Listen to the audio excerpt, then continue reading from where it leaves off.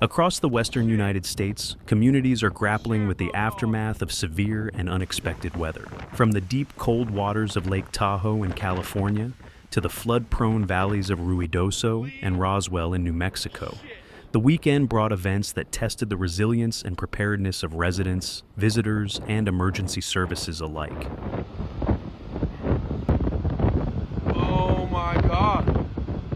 Bro, this is insane.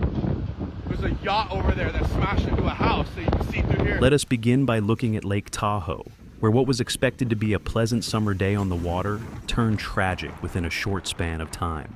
Early in the day, conditions on the lake seemed typical for this time of year. The sky was clear, temperatures were mild, and dozens of boats dotted the surface of the lake, including a 27-foot vessel carrying 10 individuals near D.L. Bliss State Park on the southwest shore.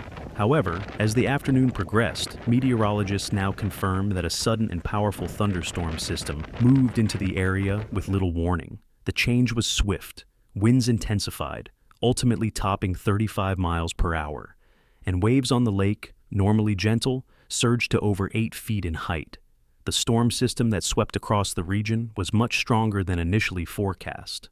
Meteorologists from the National Weather Service office in Reno described it as a squall that developed from a pocket of cold, unstable air, combining with lingering moisture to create severe conditions in a matter of minutes.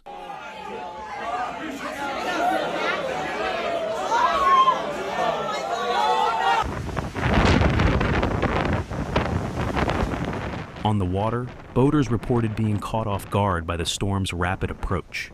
For those on the gold-colored craft near D.L. Bliss State Park, the conditions soon became unmanageable. The boat capsized as the high winds and waves overcame it.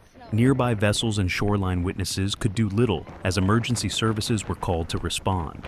2 individuals were rescued quickly and transported to a hospital where they were treated for injuries. The fate of the remaining passengers soon became clear as search and recovery efforts stretched over 3 days. 6 bodies were recovered on the day of the storm. A 7th was located the following evening, and on Monday, divers found the 8th and final missing individual.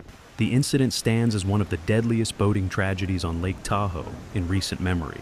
While the lake is no stranger to accidents and fatalities, typically averaging 6 deaths each summer, mostly from drowning, this event has drawn attention to the dangers posed by sudden weather shifts, particularly on large bodies of water where cold temperatures and rough conditions can combine with deadly results.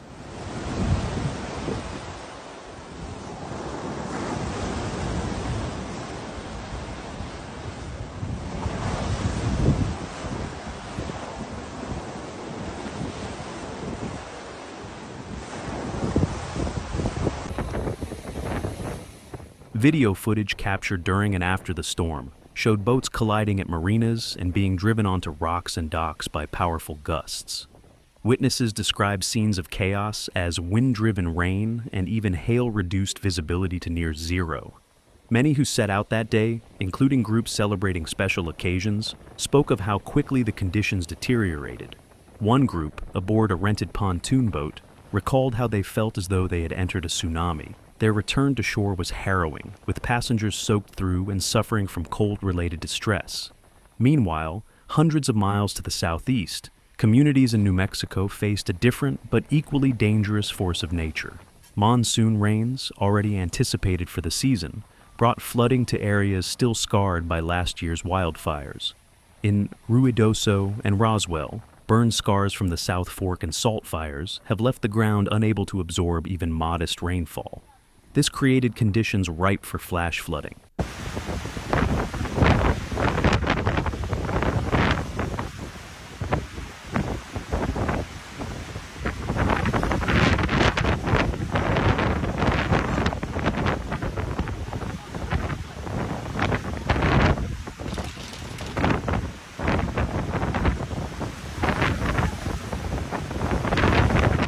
Over the course of the weekend and into Monday, heavy rains swept through the region. Water cascaded down slopes and through canyons, carrying debris and mud into homes, streets, and businesses. In Ruidoso, floodwaters tore through the Cherokee Mobile Home Park, where residents worked through the night to clear debris and build makeshift defenses with sandbags. Roads turned into rivers, and drainage systems were overwhelmed as swift water rescues became necessary. Out there, if you walk out there, that could break you. Yeah. This is insane.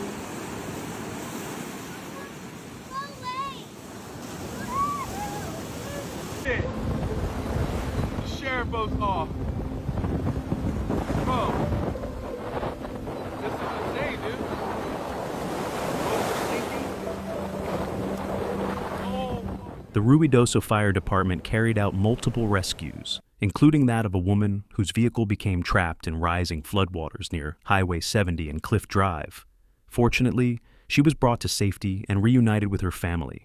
Other rescues involved stranded individuals and even pets swept up in the rushing water. Videos shared by local media showed the sheer power of the floods, with vehicles being carried off by the current and entire streets submerged under muddy torrents. Roswell, too, felt the effects of the storms. Streets were closed as temporary flooding rendered them impassable. Bridges over Berendo Creek remain closed as of this report, as authorities work to assess structural integrity and remove debris.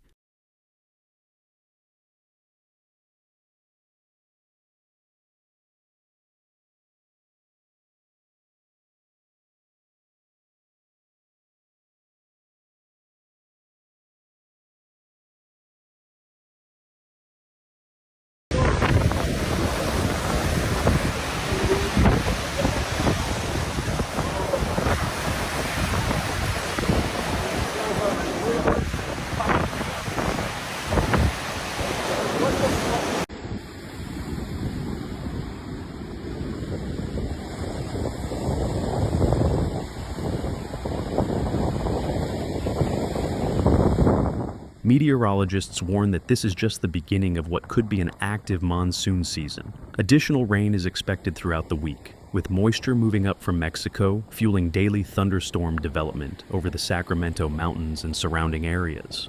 Forecasters emphasize that while monsoon rains are typical at this time of year, the presence of burn scars greatly increases the risk of flash flooding. Residents are urged to remain aware of their surroundings and to heed warnings from local emergency management. Officials stress that even if rainfall amounts appear minor, the runoff from burned terrain can lead to rapid and dangerous water rise in drainage areas and creeks. Blocked bridges and culverts can cause water to back up in unexpected locations, turning dry areas into flood zones within minutes. The Lake Tahoe and New Mexico incidents serve as stark reminders of the power of nature and the importance of preparedness. In both regions, community resilience is on full display. Emergency teams, volunteers, and neighbors have come together to assist in recovery efforts. Crews are working around the clock to clear debris, restore utilities, and reopen roads. As we continue to track these evolving situations, we encourage everyone in affected areas to stay informed through official channels.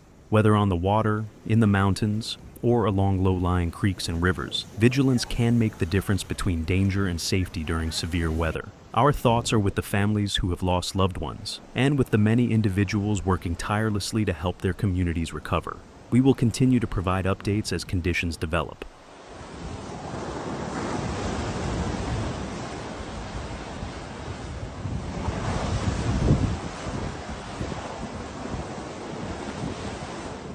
Thank you for watching. See you in the next video.